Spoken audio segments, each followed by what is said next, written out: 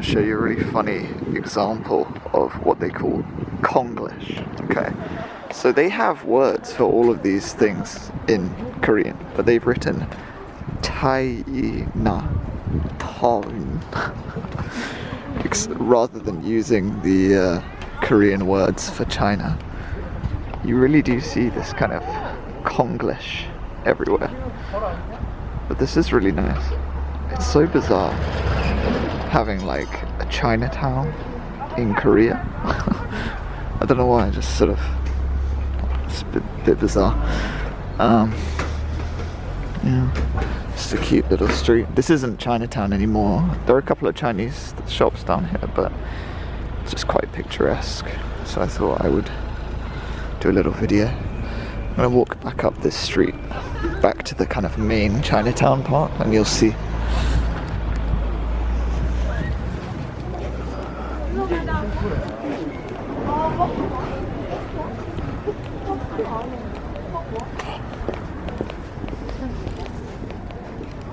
So you got all of this kind of informative stuff right here, information. But yeah, you've got a very, very Chinese looking building right here. But it's strange, it's like a Chinese frontage to a very Korean sort of building, you know. So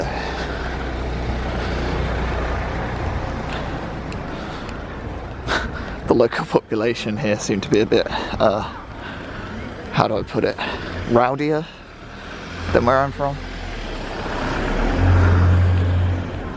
It's just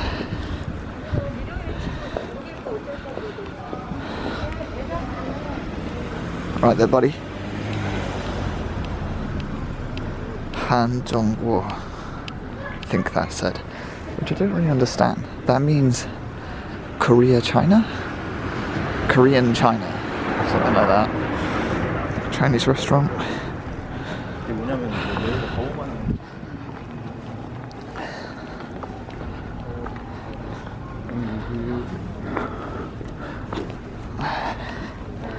And of course in Korea they have churches everywhere. So this is a church. Chinatown church.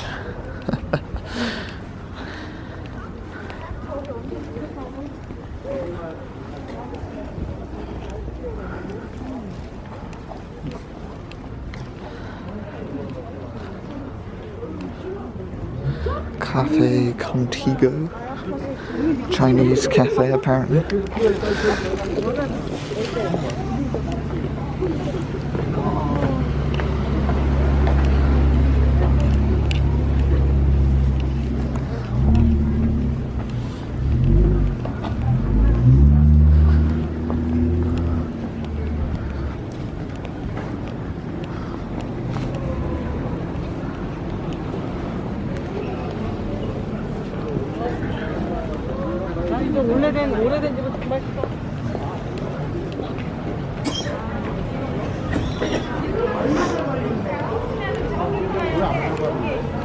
And you got all these kind of stalls selling all the same stuff.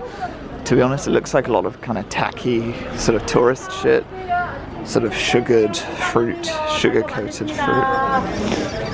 and these weird toys and stuff.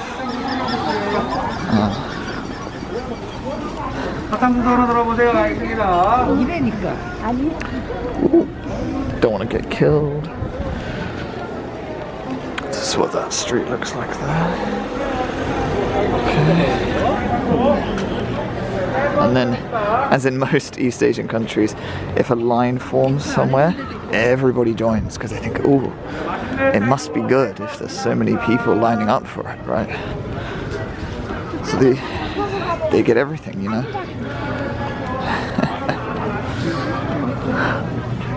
Which is good for me because just because lots of people pile onto something, it doesn't necessarily mean high quality, you know. It's just a kind of instinct, and so I can then find the other shops which don't have long queues and go to them. And they usually have, you know, the same stuff, or stuff that's just as good, or something that's a bit different, you know. So I suppose that's one of the benefits of having a Western mindset in Korea. I love all the kind of neon lights going on here. It's very, very busy. Don't want to drop my camera. They write stuff in Chinese and English, I found, here. Not just Chinese Korean.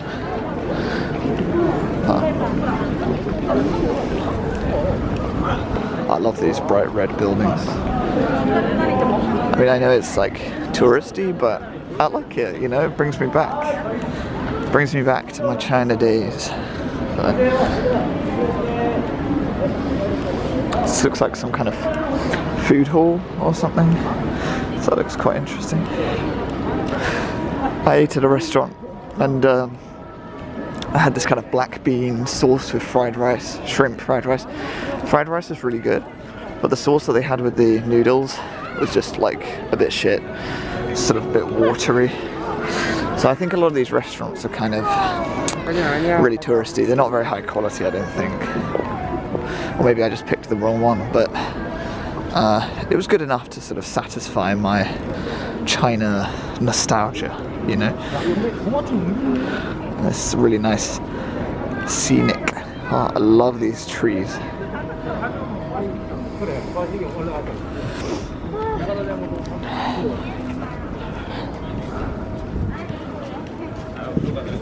And it's nice to actually see Chinese characters everywhere, be able to actually read stuff. Because, you know, I came to Korea and it's like going back to square one. You know, I couldn't get into Taiwan, so I came to Korea, but I don't speak Korean. So having that kind of, those Chinese characters around me once again, was a bit comforting in a way. You know, I can understand some of this stuff, so this makes me feel a bit better. I might get I'm looking for a bubble tea, but I haven't found it anywhere, which is weird, seeing as we're in Chinatown. You would think they'd have like a Taiwanese bubble tea or something. I mean, they've got this, but this just looks like a standard kind of Korean tea place, like Palgong tea. Oh, I like that.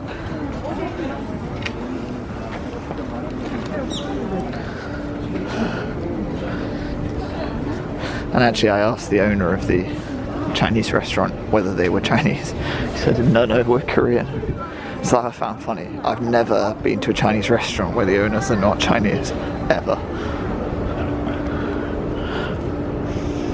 This looks like a proper Chinese restaurant. And I love these street lamps as well. This is definitely, I mean, in terms of size, definitely rivaling the San Francisco Chinatown, which is just massive. It's not as big, but it's definitely a lot bigger than the London Chinatown, that's for sure. Yeah. Again, you've got the same stuff again, just like touristy stuff. I love this, like these dumplings here.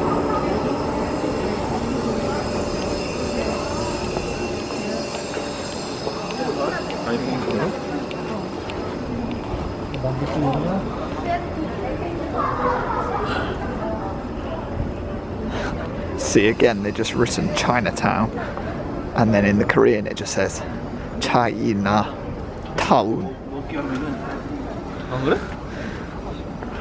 That's the only good thing about Korean language, I guess. Well, there's two good things. One, you can just learn the alphabet really easily, and two, they don't have any tones, so you just know instantly how to say it. Even if you might not know what something means straight away, at least you know how to say it, which you can't say the same for Chinese in that respect. So yeah, we're kind of coming to the end of it. I've not even shown you all of it, there's some other streets, but I would have had to go a lot of back and forth to show you them. But it's really weird down here, they've got like a fairy tale town, which is really bizarre. But today I kind of wanted to just show you the Chinatown. See, look, Chinese characters, just Makes me feel so much better to see that.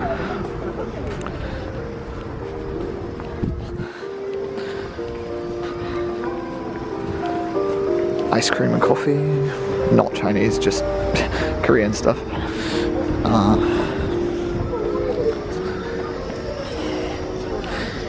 I've heard they're not really that big into bubble tea anymore. It's all about coffee now. Coffee, coffee, coffee. You literally cannot walk 10 meters in Korea without seeing a coffee shop. So this is like the fairy tale town that I was talking about. It's really strange. But yeah, coming to the end of the Chinatown section.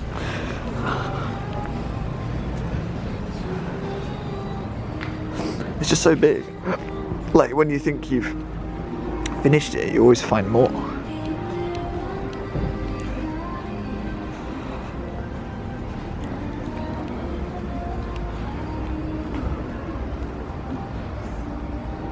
Whoa, I like that red, yellow and blue, those circles up there. Pretty cool. Classic 7-Eleven. And yeah, that's kind of the end of Chinatown, I suppose. What's this? Another Chinese restaurant. I looked in there though, it was quite expensive. A bit overpriced, so I didn't go in. The other one was pretty cheap. Had rice dish and noodle dish for 8,000 won each, so that's like, oh, I can't do the maths on that. For maybe like £5 each, so like total £10. Not bad at all. I suppose it's like just a bit cheaper than London Chinatown prices.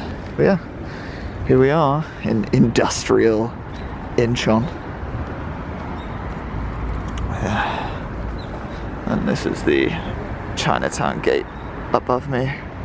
One of the many that they have here. Alright guys, see ya.